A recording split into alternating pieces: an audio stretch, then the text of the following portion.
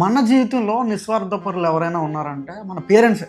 నేను ఎందుకు ఇంత బలంగా చెప్తున్నా అంటే లిటరల్లీ చెప్తున్నా. 2006లో అనుకుంటా, 6 ఆర్ 7లో నాకు ఇంకా గుర్తులేదు. నేను 9th క్లాస్ నేను చదివినప్పుడు బిలో మిడిల్ క్లాస్ వల్ల ఇంట్లో పరిస్థితులు బాగోక మా అమ్మ నాన్న నన్ను తీసుకెళ్ళి గోవాడ హాస్టల్లో వేశారు. వేసిన తర్వాత మనం జనరల్గా ఊర్లో ఉంటేనే చక్కగా చదువుకోం. అలాంటిది వేరే ఊరు వెళ్ళి చదువుకోవాలంటే హాస్టల్లో ఉండి అయిపోయింది. ఇంక అంతే.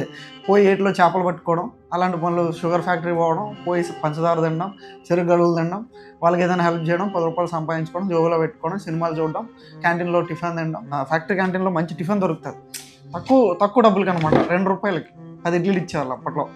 అలా ఎక్స్పీరియన్స్ చేసేవాడిని. అవన్నీ తిరిగేవాడిని. 9th క్లాస్ అంతా నేను చదువుకోలేనప్పుడు ఇంటికైతే ఫోన్ వెళ్ళిపోయింది. మేము కూడా చదువుతలేదు. ఫోన్ అంటే అప్పట్లో ఏదో ఒకళ్ళ త్రూ వచ్చి తెలిసిందనమాట. నేను చదువుకుంటలేదు, ఫ్యాక్టరీలో తిరుగుతున్నా అని చెప్పి ఎవరో చెప్పారు మా అమ్మ నాన్నకి.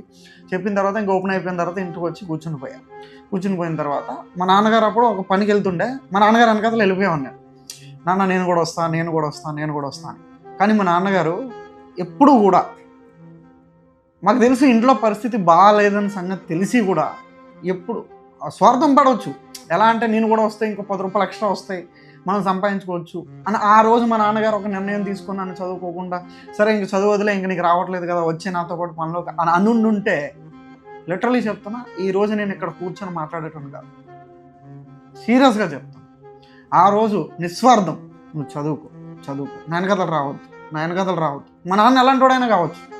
చాలామంది అంటారు మీ నాన్న డ్రింక్ ఎక్కువ చేసినా కూడా మమ్మల్ని చాలా బాగా చూసుకున్నారు.